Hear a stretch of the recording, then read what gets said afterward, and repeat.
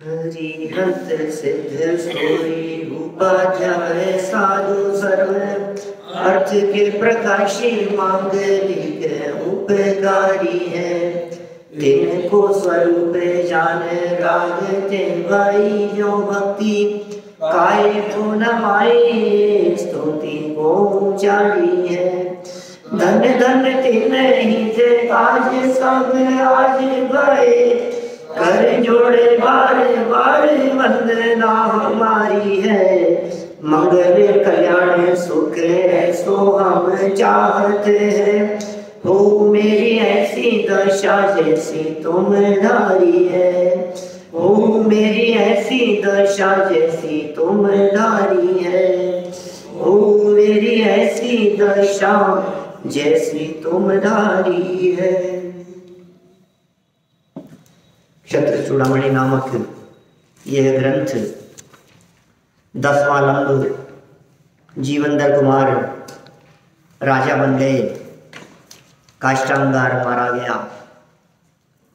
काष्टांगार अपने ही विपरीत स्वभाव की वजह से मरा। दुनिया में कौन किसी को मार सकता है। दुष्ट अपना स्वभाव नहीं छोड़ते और सज्जन वे भी अपना स्वभाव नहीं छोड़ते। देखो, थोड़ा सा उपकार करने से वो सुदर्शन यक्ष कितना सहयोग करने के लिए आ गया, और इतना उपकार करने पर भी काष्टांगार ने अपनी धृष्टता नहीं छोड़ी।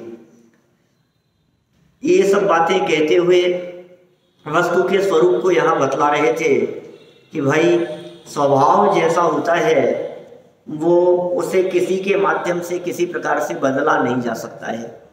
ये स्वरूप है इसी तरह का। वस्तु का स्वरूप भी ऐसा ही है, जगत के जीवों का स्वरूप भी कुछ इसी प्रकार का दिखाई देता है।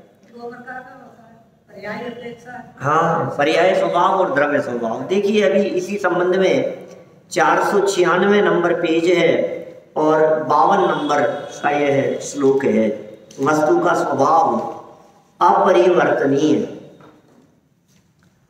अपकारोपकाराभ्याम सदसंतौ न भेदिनौ दग्धं च भाति कल्याणं केनांगार विशुद्धता। पूरा श्लोक नीति का ही है। सज्जन और दुर्जन अपकार और उपकार करने से दुर्जन और सज्जन नहीं हो जाते। क्या क्या कह रहे हैं? मतलब परस्पर विपरीत बात इन्होंने इस तरह की यहाँ कही है। एक कुछ बेहोशी की एक बार दर्द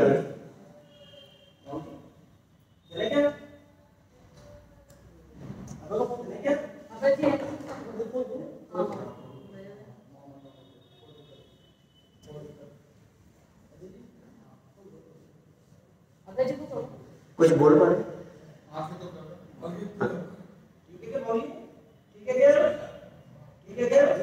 ठीक।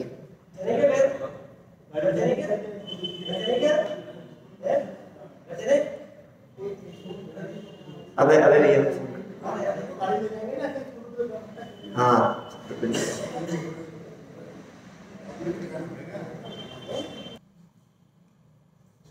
चल, कोई बात नहीं। ठीक है, जो भी स्थिति देखिए, शरीर की स्थिति है, किसी का कुछ नहीं हो सकता है। ठीक है ना, चलिए शुरू करते हैं अपन बात को। यहाँ ओम नमः शिवाय। सज्जन और दुर्जनों के स्वभाव की यहाँ चर्चा चल रही थी। वस्तु का स्वभाव अपरिवर्तनीय है, ऐसा बताते हुए नीतिकार कह रहे हैं सज्जन और दुर्जन अपकार और उपकार करने से दुर्जन और सज्जन नहीं हो जाते। माने सज्जन व्यक्ति अपकार करने से, दुर्जन व्यक्ति उपकार करने से बदल नहीं जाएगा। इस वाक्य को किस तरह से लगाना है, देखो अन्वयार्थ में ही पढ़ रहा हूं मैं। सज्जन और दुर्जन अपकार और उपकार करने से दुर्जन और सज्जन नहीं हो जाते। इतने वाक्य में हमें दो शब्द दिखाई दे रहे हैं, सज्जन दुर्जन, अपकार उपकार, और सज्जन दुर्जन।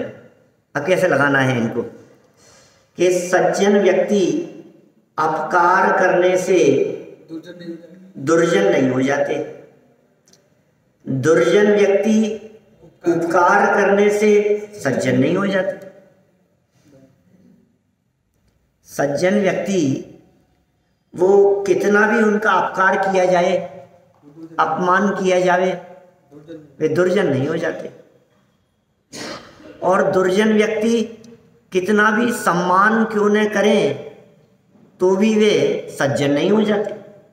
अब ये व्यक्ति अपकार और उपकार को भी दो तरफ से लगाया जा सकता है। सज्जन का उपकार, सज्जन का अपकार, अपकार में निंदा, सज्जन व्यक्ति की निंदा की तो भी वो दुर्जन नहीं हो जाता। सज्जन व्यक्ति द्वारा किसी की निंदा अपमान कर लेने पर भी वो दुर्जन नहीं है। दो तरफा लगी ना बात। सज्जन व्यक्ति एक तो उसकी कोई निंदा आलोचना करे तो भी वो अपने सज्जन स्वभाव को नहीं छोड़ेगा। एक सज्जन व्यक्ति किसी व्यक्ति को डांटता हुआ दिखाई दे रहा है, सज्जन व्यक्ति किसी को फटकार रहा है तो भी वो सज्जन ही है उस काल में भी, ऐसा कह रहे हैं यहाँ भावना के आधार पर। ख्याल में आ रही है बात। इसी तरह से अब दुर्जन के ऊपर लगाओ ये बात। कोई व्यक्ति दुर्जन है, दुष्ट है, दुष्ट और दुर्जन व्यक्ति का कोई व्यक्ति सत्कार करे, कोई उसका सम्मान करे तो वो सज्जन नहीं हो गया। दुष्ट व्यक्ति का कोई दुष्ट व्यक्ति की जय जयकार कर रहे हो तो आप जय जयकार सुनकर के ये मत समझ लेना कि ये सज्जन हो गया। एक बात। दूसरी बात, कोई दुष्ट व्यक्ति किसी की हेल्प करता हुआ दिखाई दे रहा है, कोई दुष्ट व्यक्ति किसी का सहयोग करता हुआ दिखाई दे रहा है तो भी वो है तो दुष्ट ही, वो सज्जन नहीं हो सकता। समझ में आ रही है बात। ये नीति बतला रहे हैं यहाँ पर, उसका स्वभाव इसी तरह का है। वो जो उपकार करता हुआ दिखाई दे रहा है वो भी अपने स्वार्थ की वजह से कर रहा है। उसके अंदर में कुछ न कुछ बात बैठी होगी जिस वजह से वो दुर्जन किसी का उपकार करता हुआ दिखाई दे रहा है। सज्जन व्यक्ति किसी का अपकार क्यों कर रहा है? सज्जन व्यक्ति द्वारा किसी का अपकार किए जाने पर भी, सज्जन द्वारा किसी की निंदा किए जाने पर भी, सज्जन द्वारा किसी को डांटा जाना, फटकारा जाना, ऐसा प्रवृत्ति होने पर भी उसके हृदय में सामने वाले व्यक्ति को सुधारना ही प्रयोजन है, क्योंकि वो सज्जन है। ये बात यहाँ इस श्लोक के माध्यम से कही जा रही है। दुर्जन की कृपा बुरी। देखिए आप वापस पढ़ते हुए आगे बढ़ेंगे। सज्जन और दुर्जन अपकार और उपकार करने से दुर्जन और सज्जन नहीं हो जाते, अर्थात सज्जनों के साथ अपकार करो तो भी वे दुर्जन नहीं हो जाते, और दुर्जनों के साथ उपकार करो तो भी वे सज्जन नहीं हो जाते। तुम दुष्ट चित्त व्यक्तियों का कितना भी सहयोग करो, दुष्ट चित्त व्यक्तियों का कितना भी आप सम्मान करो, वो रहेंगे दुष्ट के दुष्ट ही। ये दुष्ट था काष्टांगार, इसकी कितनी हेल्प क्यों नहीं कर दी, लेकिन उसके बावजूद भी वो दुष्ट ही रहा। और सज्जन व्यक्तियों का अपकार भी भले ही हुए तो भी वे अपनी सज्जनता को नहीं छोड़ते। निश्चय से जमा हुआ भी सोना शोभायमान होता है, किंतु कोयले में श्वेतपना किसी भी उपाय से नहीं होता। स्वभाव उसका ऐसा ही है। कोयले को कितना भी घिसो अंदर सफेदी नहीं निकलेगी, और सोना जितना भी है उसको कितना भी जलाओ वो काला नहीं होगा। सोना अपने स्वर्णत्व को नहीं छोड़ता और कोयला अपनी कालीमा को नहीं छोड़ता। कोयले को कितना भी धोए काला पानी निकलेगा,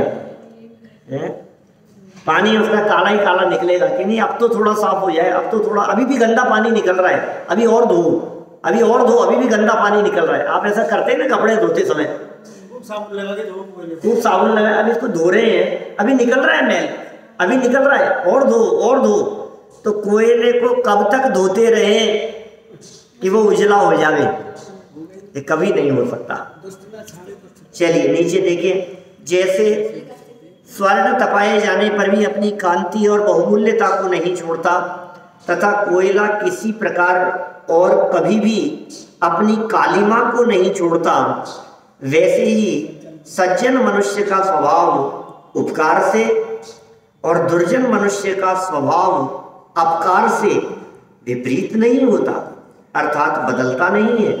सज्जन सज्जन ही रहते हैं और दुर्जन दुर्जन ही रहते हैं। इसलिए आप यदि अपने आप को सज्जन महसूस करते हैं, आप यदि ये महसूस कर रहे हैं कि मैं सज्जन हूं, तो आपको अपनी सज्जनता नहीं छोड़नी चाहिए। आप यदि ऐसा महसूस करते हैं कि हम तो सज्जन हैं, तो कोई व्यक्ति आपके प्रति कितना भी दुर्व्यवहार क्यों न करे, आप अपनी सज्जनता को न छोड़ें, आप अपनी विनम्रता को न छोड़ें, आप अपनी मृदुता कोमलता को न छोड़ें।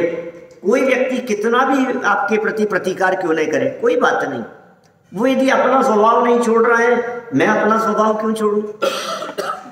ये साहब इतना विरोध किया आपने। देखो गुरुदेव का जीवन ऐसा दिखता है, उनके जीवन की सज्जनता दिखती है साहब। माने कितना ही क्यों न विरोध करे कोई व्यक्ति, लेकिन उन्होंने हर विरोधी व्यक्ति को सज्जन ही देखा है। हर विरोधी व्यक्ति के बारे में उनके यही वचन निकले हैं, भूले हुए हैं, है तो भगवान ही, भूले हुए भगवान है। इसके अलावा दूसरा कभी कोई वचन नहीं निकला उनके मुख से। कितना विरोध करने वाला व्यक्ति क्यों न हो। दिव्य जी उनका जीवन ऐसा रहा, लाखों अनुयायी थे उनके। वे जिस जगह से निकलते थे ना, लाखों की संख्या में भीड़ अपने आप इकट्ठी होती थी, अपने आप। इतनी उनकी वो थी। मैंने अभी थोड़े समय पुरानी बात है, वीरवाणी का एक विशेषांक निकला था। अपने न्याय तीर्थ जी थे ना, बांवरलाल जी न्याय तीर्थ, वीर प्रेस जो आपके चलाते थे यहाँ, बहुत अच्छे विद्वान थे, न्याय तीर्थ थे, शास्त्री से ऊपर थे न्याय तीर्थ, दादा से सीनियर थे, सबसे ऊपर की डिग्री है। हाँ, पुराने विद्वानों में से थे। सो उनके द्वारा संपादित वीरवाणी एक मासिक मैगजीन निकलती थी, उसका एक अंक देखा मैंने। उस अंक में गुरुदेव कांजी स्वामी जब जयपुर पधारे तो उस समय के दृश्य का चित्रण किया हुआ था। उसमें जब वे जयपुर आए थे तो वो उन दृश्यों को देखकर और उस पूरे चर्चा को पढ़कर, माने सारे जयपुर जैन समाज के सारे प्रतिष्ठित लोग, और मतलब पैर रखने की जगह नहीं थी। जिस मार्ग से वे आए, हजारों लाखों की संख्या में लोग उनके दर्शनों के लिए, उनको सुनने के लिए, इसी जौहरी बाजार से, यहीं से जो वे गुजरे यहाँ से, तो ऐसा दृश्य था वो। और विरोध करने वाले भी कम नहीं थे, विरोध करने वाले भी बहुत थे। अब बाद में हुआ है जो कुछ भी, समझो जैसा भी। तो लेकिन कितने लोग विरोध करते थे, उसके बावजूद भी सिर्फ एक ही वाक्य निकलता था, ये अपने स्वरूप को भूले हुए हैं, भूलेला भगवान से, बस भूले हुए हैं, अपने स्वरूप को भूले हुए हैं। इसलिए अब ये अज्ञानता में ऐसी बात नहीं करेंगे तो कौन करेगा, कोई बात नहीं, इसमें इनकी कोई गलती नहीं, इसमें इनका कोई कसूर नहीं है। आप उनका जीवन चरित्र एक बार देखो तो आपको पता लगे, समाज में जितना भ्रम है वो सिर्फ इस वजह से है कि कभी सिर्फ सुना ही सुना है, कभी देखा नहीं। हाँ सही बात है। 40 घंटे का जीवन चरित्र उन्होंने कह करके सुनाया सुमत प्रकाश जी ने। 40 घंटों में उनका क्या जीवन चरित्र था। हाँ 40 घंटे के प्रवचन है उनके ब्रह्मचारी सुमत प्रकाश जी के। आप उनके जीवन को देखो तो आपको पता लगे कि यार ये कैसा जीवन था उनका। बातें सुनने में कुछ दम नहीं है। कोई कितना भी व्यक्ति सुनाता रहे कहता रहे। मैं तो कभी कभी ये कहता हूँ जिस व्यक्तित्व को मरे हुए 40 साल हो गए आज भी व्यक्ति उनके नाम से डरते हैं, इसका मतलब वो क्या व्यक्तित्व रहे होंगे। जिस व्यक्ति की मौत हुए 40 साल हो गए उसके बावजूद भी आज भी आप उसके मरने के 40 साल बाद भी उनकी बुराई कर रहे हो, इसका मतलब उसमें कुछ दम था।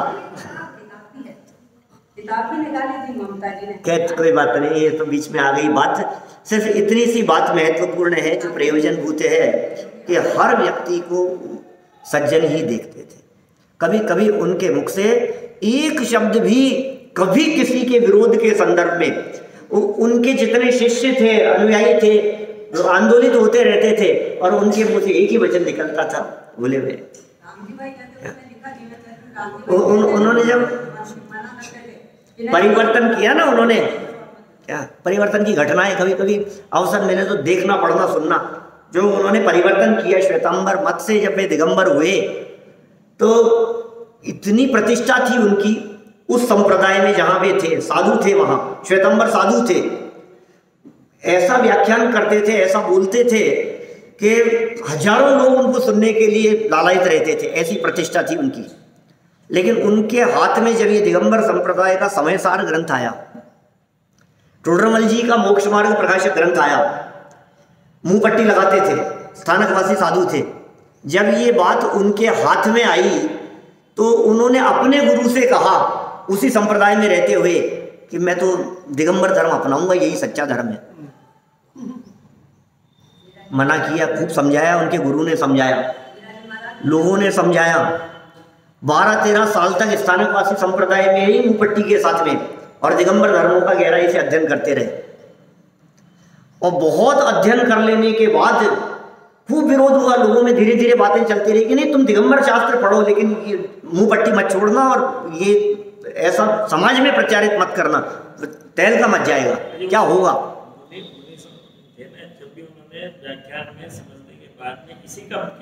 इसी का प्रतिपादन किया भाई साहब। लोगों ने कहा रोटियां नहीं देंगे, ऐसे ऐसा विरोध हुआ उनका।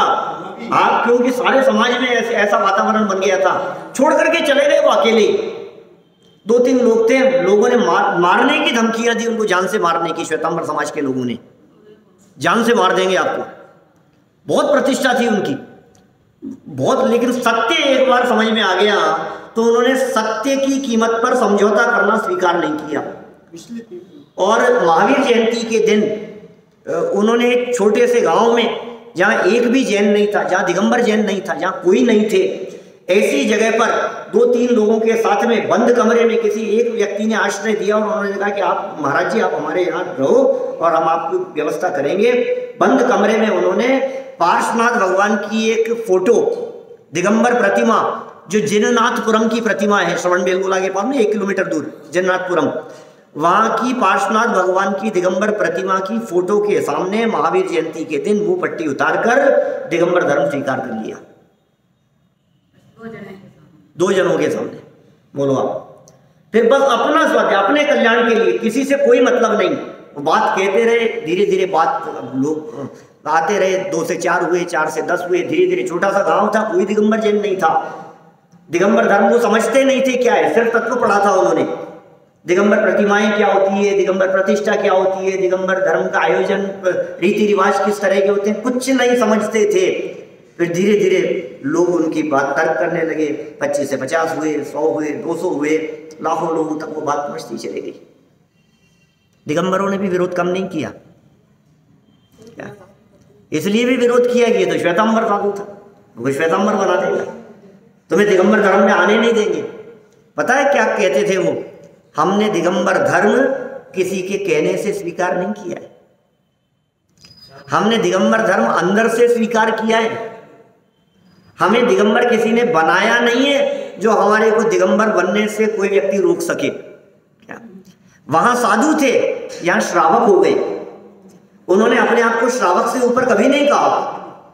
उनको जो गुरुदेव कहा जाता है, ये दिगंबर मुनि जैसे गुरु नहीं थे, वे विद्या गुरु थे। अपने अपने शिक्षा देने वाले को भी गुरु कहते, ऐसा ही थे। इससे ऊपर कुछ नहीं। अविरति श्रावक घोषित किया उन्होंने, अविरति ऐसा घोषित किया उन्होंने। बार बार अपने प्रवचनों में 50 बार कहा, हम तो अविरति है, हम व्रती नहीं, हम संयमी नहीं है। जीवन भर अखंड ब्रह्मचर्य का पालन किया। उनके प्रसंग खुल गया है ऐसा। बाकी उनके जीवन चरित्र के संदर्भ में जो 40 प्रवचन है ब्रह्मचारी स्वामी प्रकाश जी के, वो कभी गहराई से सुनो तो आपको पता लगे। देखो उनके जीवन में ऐसी घटनाएं घटी। एक बात और कहता हूँ जो आपने स्मरण कराई। श्वेतांबर दीक्षा लेते समय, जब दीक्षा के समय जो जुलूस निकाला जाता है ना, हाथी पर बिठाया जा रहा था उनको, बिंदोरी जो निकालते हैं, तो हाथी पर बैठते समय उनके जो दुपट्टा या धोती जो कुछ भी था, कपड़े, उसका एक कॉर्नर फट गया कहीं चढ़ते समय। उसी समय उनको इस बात की खटक हुई कि यार मैं जो ये कर रहा हूँ, साधु बन रहा हूँ, इसमें कहीं कुछ गड़बड़ी तो नहीं। बोलो। बहुत उनका जीवन बड़ा विचित्र रहा है। जीवन भर उन्होंने एक घास के तिनके पर पांव नहीं रखा, जीवन भर। मेरा 13 मिनट का ऑडियो है उनके बारे में, उनकी जन्म जयंती या समाधि के दिन मेरा बोला गया, यूट्यूब पर अवेलेबल है। 13 मिनट का उन्होंने हमारे को क्या दिया और उनका जीवन किस तरह का था। हजारों लोगों ने सुना है उसको, हजारों लोगों ने सुना है और हजारों लोगों ने सराहा है उनके जीवन के संदर्भ में जो बात मैंने कही। हाँ, उन्हीं के ऊपर की। चलिए खैर, सज्जन दुर्जन की बात चल रही थी, एकदम वो स्मरण में आ गए, इस तरह की बात निकल गई। हाँ, तो कुल मिलाकर के बात क्या है, हमेशा सज्जन व्यक्ति दूसरों का उपकार ही करते हैं। सामने वाले व्यक्ति कितनी भी हमें गालियां देते हो, सामने वाले व्यक्ति हमें कितना भी बुरा भला कहते हो, सामने वाले व्यक्ति कुछ भी करते हो, लेकिन चेहरे पर वही मुस्कान, अब वही छवि, उसी तरह की छवि कुछ बड़े दादा की दिखाई देती थी। पर्सनल जिनका उठा ये था, तो बिल्कुल ऐसी शांत छवि, सौम्य मुद्रा उनकी। और बहुत कोई भी विरोधी व्यक्ति, प्राचार्य जी आए कल, शीतल चंद जी, हाँ दोपहर में आए थे ना, उसमें सभा में बोल करके गए उनके बारे में, अपने संस्मरण सुनाए। मतलब मैं यहाँ आया, जयपुर में आया, तो रतन चंद जी भारगम ने मेरे को आश्रय दिया।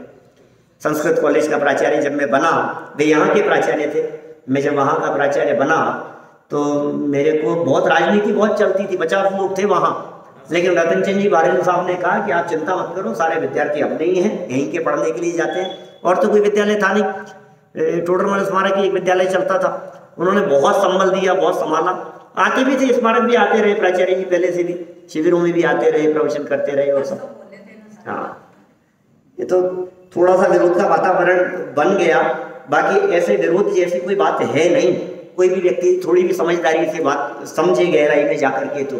अब लेकिन पब्लिक तो पब्लिक है, सुनना कोई नहीं चाहता है, समझना कोई नहीं चाहता है, सुनी सुनाई बातें ही चलती रहती है, कोई बात नहीं, क्या करें। हाँ, रिटायर्ड हो गए। तो गुरुदेव ने कभी जीवन में पेन का प्रयोग नहीं किया, इंक पेन का, जीवन भर। मालूम है आपको क्यों? इसलिए प्रयोग नहीं किया कि इंक में बिना छना पानी प्रयोग हुआ है। इंक जो बनी है ना उसमें, और बिना छने पानी की एक बूंद में भी असंख्यात जीव होते हैं, उनकी विराधना का पाप लगता है। जीवन भर सिर्फ पेंसिल से लिखा, उन्होंने पेन कभी नहीं चलाया।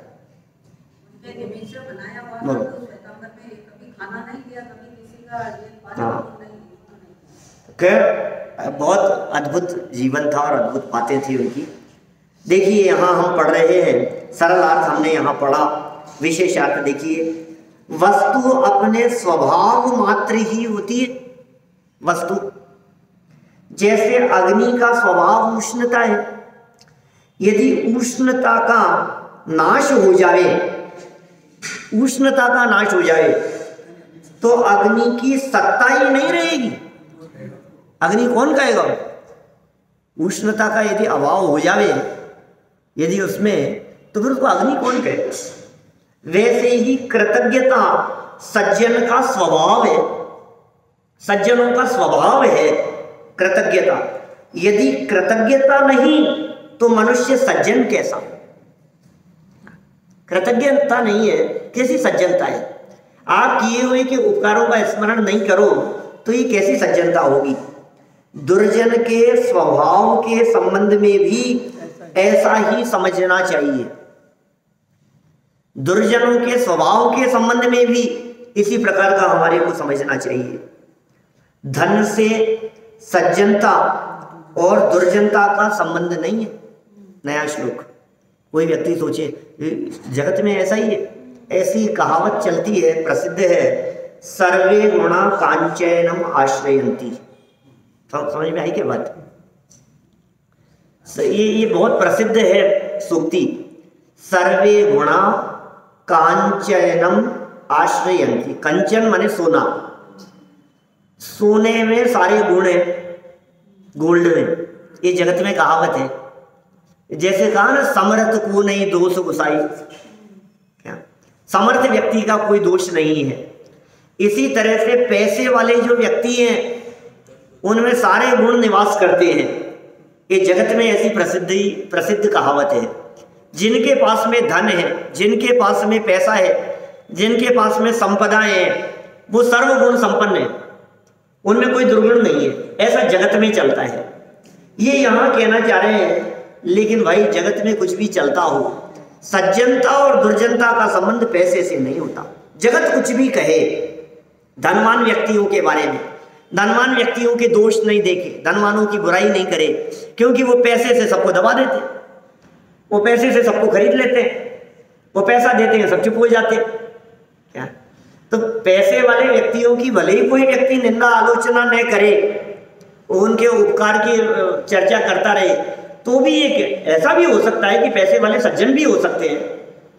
क्या मतलब पैसे से सज्जनता और दुर्जनता की नाप नहीं है। गरीब व्यक्ति भी सज्जन हो सकता है और संपन्न व्यक्ति भी संपन्न हो सकते हैं। अब उल्टा लगाओ, गरीब व्यक्ति है तो इसका मतलब वो दुर्जन नहीं होगा, ऐसा नहीं है, और संपन्न है तो दुर्जन नहीं हो सकता, ऐसा नहीं है। तो दोनों तरफा बात लगाई जाएगी। माने धन से इस बात की नाप नहीं होती है। जैसी बात यहाँ धन से सज्जनता और दुर्जनता के संदर्भ में कह रहे हैं, उसी तरह की बात शास्त्रकारों ने धन से अभिमान के संदर्भ में कही है।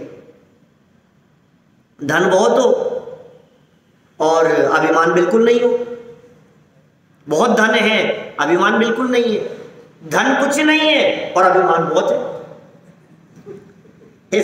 इसका मतलब धन से अभिमान का संबंध नहीं है।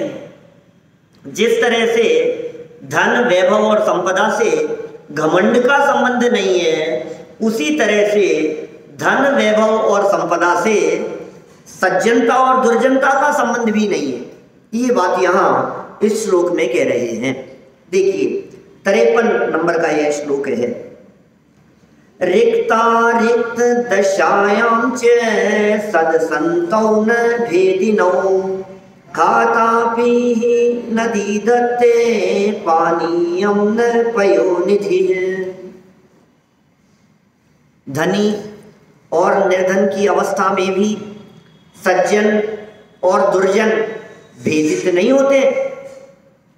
क्या धनी और निर्धन की अवस्था में, धनी की अवस्था हो और निर्धन की अवस्था हो, सज्जन और दुर्जन भेदित नहीं होते। अर्थात निर्धन अवस्था में भी सज्जन उपकार ही करते हैं, परंतु दुर्जन धनयुक्त अवस्था में भी अपकार ही करता है। लो कितनी सुंदर बात कह रहे हैं। कोई व्यक्ति सज्जन है और बहुत पैसा था उनके पास में, दान देते थे, बहुत उपकार करते थे, परोपकार की भावना रखते थे। आज यदि उनके पास में धन नहीं है तो भी वे परोपकार ही करते हैं। आज उनके पास में धन नहीं है तो भी अपने घर आए हुए व्यक्ति को निराश नहीं करते। कम देंगे कोई बात नहीं, लेकिन उनकी भावना उस तरह की रहती है। ये सज्जनों का इस तरह का जीवन होता है। और वे व्यक्ति दुर्जन लोग, अरे यार दे दिया तो क्या है, पैसे वाला है, क्या दम है। नहीं नहीं भाई साहब सुनो, तुम पैसे वाले भी हो जाओगे ना तो भी नहीं दे पाओगे। समझ में आ रही है बात? तुमने उंगली तो उठा दी उनके प्रति, ये क्या है, पैसा है तो उसमें क्या है, पैसे वाले दे दिया तो पैसे वाले लाखों, अरे करोड़ों कमाते लाखों दान दे भी दिया तो क्या हो गया कि सुनो तुम लाखों कमाते हो हजारों देते हो क्या? ये सब लाखों कमाते हैं हजारों दे दिया तो क्या हो गया? कोई बात नहीं। तुम हजारों कमाते हो 100 रुपया भी निकलता है क्या? माने कहने का मतलब ये है कि जो सज्जन व्यक्ति है वो सज्जन व्यक्ति चाहे धनवान हो चाहे निर्धन हो जावे वो अपनी सज्जनता को नहीं छोड़ता।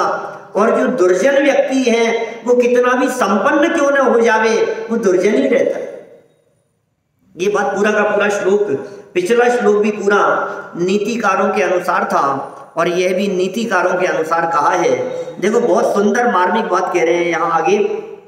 निश्चय से एग्जाम्पल दिया, निश्चय से सूख जाने पर भी खोदी हुई नदी प्यासे को जल देती है, किंतु लबालब खारे जल से भरा हुआ समुद्र पीने योग्य पानी नहीं देता। क्या गजब उदाहरण दिया है मनोज जी भाई साहब, कितनी सुंदर बात कही है। पानी है, अब सूख गई नदी और प्यासा व्यक्ति है, बोलो साहब खोदें कि नहीं खोदें इसको? इसको खोदोगे तो जल स्तर आपको बहुत पास में ही मिल जाएगा। नदी बहती थी ना यहाँ पानी का जो जल स्तर है वो ज्यादा नीचे नहीं है, मीठा भी है और मीठा भी है। पानी मिले, सूख गई साहब, ये क्या, कोई बात नहीं। धनवान व्यक्ति थे, सूख गए, अब वो बात नहीं है पहले जैसी संपन्नता नहीं रही, कोई बात नहीं, लेकिन दिल तो पहले जैसा है। क्या सज्जनता तो पहले जैसी है, कृतज्ञपना तो पहले जैसा है, आए हुए के उपकार करने की जो भावना है वो तो बहुत उत्कृष्ट है। क्या फर्क पड़ता है इससे, हो तो हो और नहीं हो तो नहीं हो, कोई बात नहीं। कम खा लेंगे लेकिन उपकार करना नहीं भूलेंगे। क्या हम तकलीफ पाकर के रह लेंगे? ऐसे होते हैं कितने सज्जन लोग सारे समाज में इस तरह के दिखाई देते हैं। माने धन की कमी से वो कभी दुर्जन हो जावे ऐसा नहीं है। कभी कभी चोरी करने वाले लोगों को देखकर भी ऐसे वचन कर दिए जाते हैं, अरे साहब इसका कोई कसूर नहीं है, ये क्या करे बेचारा, क्या इसके पास व्यवस्था नहीं है, मजबूर है इसलिए चोरी करनी पड़ रही है। कि नहीं भाई, अंदर में खोट थी इसलिए न होने पर चोरी का रास्ता चुना। अंदर में सज्जनता होती तो नहीं होने पर चोरी का रास्ता नहीं चुनता। पत्थर फोड़ करके भोजन की व्यवस्था करता लेकिन चोरी नहीं करता। क्या वो चोरी नहीं करेगा यदि सज्जन होगा तो? आप भी ये पर्दा डालने की कोशिश मत करो किसी चोर की चोरी करने वाली वृत्ति के ऊपर। क्या करे साहब, गरीब आदमी है, इसके पास व्यवस्था होती तो चोरी कर रहा है तो इसकी भी कुछ ना कुछ मजबूरी रही होगी। कोई मजबूरी नहीं होती है, अंदर की दुर्जनता है, कोई मजबूरी नहीं होती है। लोग कह देते हैं कभी कभी ऐसा, चोरों के ऊपर पर्दा डालते हैं, क्या करें साहब मजबूर होगा, मजबूरी रही होगी, उसके पास भी व्यवस्था नहीं है, उसको नौकरी यदि कोई दे देते तो वो चोरी काहे को करता, उसको यदि ऐसा हो जाता तो काहे को करता, लोग कह देते हैं कभी कभी। लेकिन यहाँ कुछ बात अलग कह रहे हैं। यहाँ ये कह रहे हैं उसके द्वारा चोरी किया जाना ये उसके हृदय की खराबी को दिखा रहा है। वो अंदर से दुर्जन वृत्ति है, वो उस बात को दिखा रहा है। मैं आपसे पूछता हूं, बोलो दीपेश जी, शाम को रोटियों की व्यवस्था नहीं हो तो क्या आप चोरी करना शुरू कर देंगे? नहीं है तो नहीं है, कोई बात नहीं, भूखे रह लेंगे, चोरी थोड़ी ना कर सकते हैं। ऐसा काम कैसे किया जा सकता है? भूखा रहेगा ही नहीं। क्या? क्योंकि देखो वास्तव में क्या है, उसका जो पेट है ना वो बाहरी रोटी से नहीं भरता, सज्जनों का पेट अपनी सज्जनता से भरता है। सुख पावे संतोषी प्राणी, ये जो बात कही गई है वो संतोष से सुखी है, वो अपनी वृत्ति से सुखी है। उसको वो यदि उसने वो छोड़ दिया, जैसा कि पिछले श्लोक में बात कही थी, यदि उसने सज्जनता छोड़ दी, मर गया वो, तो उसकी मौत तो तभी आ गई जब उसने दुर्जनता का रास्ता चुना। अब सज्जनता कहां रही, मर गया वो तो वो जिंदा किस आधार पर है? स्वाभिमान से जिंदा है, अपनी ईमानदारी से जिंदा है, अपनी नैतिकता से जिंदा है, अपनी सज्जनता से जिंदा है, न्याय और नीति के मार्ग पर चलते हुए उससे जिंदा है। मनीष जी ने बहुत सुंदर प्रसंग सुनाया कल बड़े दादा के संदर्भ में। आप थे क्या? सब देर तक थे शाम को? मनीष जी ने दोपहर में, मनीष जी शास्त्री मेरठ वालों ने, हाँ, एक प्रसंग सुनाया उन्होंने। बोले मुझे अपनी सर्विस के संबंध में एक प्रमाण पत्र चाहिए था कि यहाँ के मूल निवासी हैं, और मूल निवासी होने के लिए 10 साल तक आप यहाँ के निवासी रहे हो, ये यदि हो तो मूल निवास प्रमाण पत्र बन जाता है। तो मुझे अपनी सर्विस के संदर्भ में एक लेटर चाहिए था, और मैंने जाकर के बड़े दादा से कही, रतन चंद जी भारेल साहब से, और मुझे पूरा विश्वास था कि वे कह देंगे। जैसी उनकी सरल वृत्ति है ना, मुझे 8 साल हुए थे जयपुर में रहे हुए, और मैंने 10 साल का वो सर्टिफिकेट कर देंगे साइन, क्या फर्क पड़ रहा है उनको, क्या बिगड़ता है, 2 मिनट में साइन कर देंगे।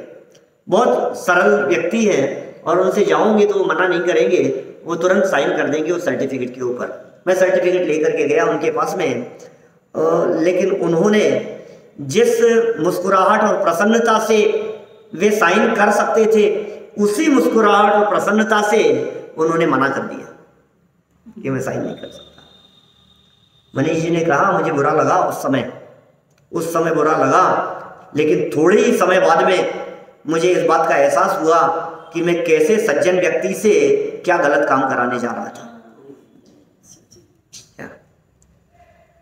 मैंने, मेरी दृष्टि में उनकी जो वैल्यू है वो और अधिक बढ़ गई कि जिंदगी भर जो ईमानदारी, नैतिकता और सज्जनता का संदेश देते रहे, वे कैसे ये साइन कर सकते हैं। वे इतनी सज्जनता थी उनके परिणामों में, इतने सरल थे। बात नहीं, गलत काम तो कैसे कर सकता है, हम कैसे कर सकते हैं बेटा, 2 साल बाद में हो जाएगा, कोई बात नहीं कर सकते। बोलो, उनकी जगह आप हम हो तो क्या करो? अपना ही विद्यार्थी है, अपना ही है, मेरे इतने से साइन करने से इसका भला होता है तो हो जाएगा। अरे भले ही भला होता हो, लेकिन गलत रास्ते से भला हो रहा है ना, रास्ता गलत चुना है ना आपने, बेईमानी का रास्ता चुना है ना आपने। रास्ता कौन सा चुना? बोलो। ऐसा होता है यार जीवन में, जब देखते हैं ज्ञानियों को तो अपने को ऐसा लगता है कि ऐसा होना चाहिए जीवन, ऐसा अदर जीवन होना चाहिए। सज्जनों का जीवन, ज्ञानियों का जीवन पढ़ो, उनकी जीवनी पढ़ो, महापुरुषों के कथानक पढ़ो, उनके प्रेरक प्रसंग पढ़ो, उनकी आत्मकथाएं पढ़ो, वर्णी जी की आत्मकथा पढ़ो, गांधी जी की आत्मकथा पढ़ो। आपको ऐसे ऐसे प्रसंग मिलेंगे, ऐसी बातें मिलेंगी आपको जो आपका जीवन बदल देंगे। वर्णी जी ने आत्मकथा लिखी अपनी, ऐसे ऐसे प्रसंग उसमें आते हैं, कई बार सुनाते हैं, ब्रह्मचर्य समुद्र प्रकाश जी भी सुनाते हैं बहुत। उनकी आत्मकथा पढ़ो तो आपको पता लगेगा कि कैसे प्रसंग और कैसा निर्णय ऐसे प्रसंगों में। तो सज्जनों के जीवन से, जो व्यक्ति जिसके जीवन से प्रभावित होता है, इसका मतलब ये उसके जीवन के गुण उस व्यक्ति के में ग्रहण किए जा रहे हैं, अपने आप ही ग्रहण किए जा रहे हैं। बच्चों को पढ़ाओ, महापुरुषों की जीवनी पढ़ाओ, महापुरुषों का जीवन चरित्र पढ़ाओ, उनके कथानक पढ़ाओ, छोटे छोटे बच्चों को प्रेरित करो, बेटा ये पढ़ो, उससे उनको जीवन जीने का एक तरीका मालूम चलेगा। परिस्थितियों में किस तरह से रहा जाता है, प्रतिकूल परिस्थितियों को किस तरह से टैकल किया जाता है, ऐसे प्रसंगों में उनके दिमाग में एक छवि बनती है, एक मानसिकता बनती है, एक सोच बनती है, एक निर्णय करने का तरीका बनता है। हम क्या निर्णय कर पाए, वो सब आदर्श महापुरुष रहे, संस्कार पढ़ते हैं दिलो दिमाग में। ये सज्जनता और दुर्जनता का ये प्रसंग है क्या दीपेश जी? बच्चों को कभी कभी शिक्षा तो, ज्ञान तो ये चीज है, जितना होगा ना उतना जीवन में निखार आता चला जाएगा। क्या 2 पैसे कम कमा लेंगे कोई बात नहीं, लेकिन बेईमानी नहीं करेंगे कभी, ईमानदारी का रास्ता नहीं छोड़ेंगे। हाँ हाँ मैंने एक बार पूरा पढ़ लिया था, तो बहुत कुछ हुए, मैंने जो एक बार पढ़ लिया। खैर देखिए, नदी का और ये समुद्र का कैसा उदाहरण दिया। नदी सूख जाने पर भी, सूखी हुई नदी की बात कर रहे हैं, एक बूंद पानी नहीं दिखाई दे रहा है आपको। दुनिया ये कह रही है इसमें पानी नहीं है, दुनिया ये कह रही है पानी नहीं है, लेकिन नदी के पेट में पानी है, आज भी मीठा पानी है। सज्जन व्यक्तियों के संबंध में जगत के लोग उंगलियां उठा करके ये कह रहे हैं, देखो देखो सूख गई, कुछ नहीं है, अब कुछ नहीं है, अब वो बात नहीं है, अब वो पहले जैसी बात नहीं है। लेकिन सज्जनों के हृदय में झांक करके देखो, आज भी वे नदी के मीठे पानी की तरह जल भरा हुआ उनमें दिखाई दे रहा है। निर्मलता, सज्जनता उनके हृदय में दिखाई दे रही है। बोलो कैसी सज्जनता होती है।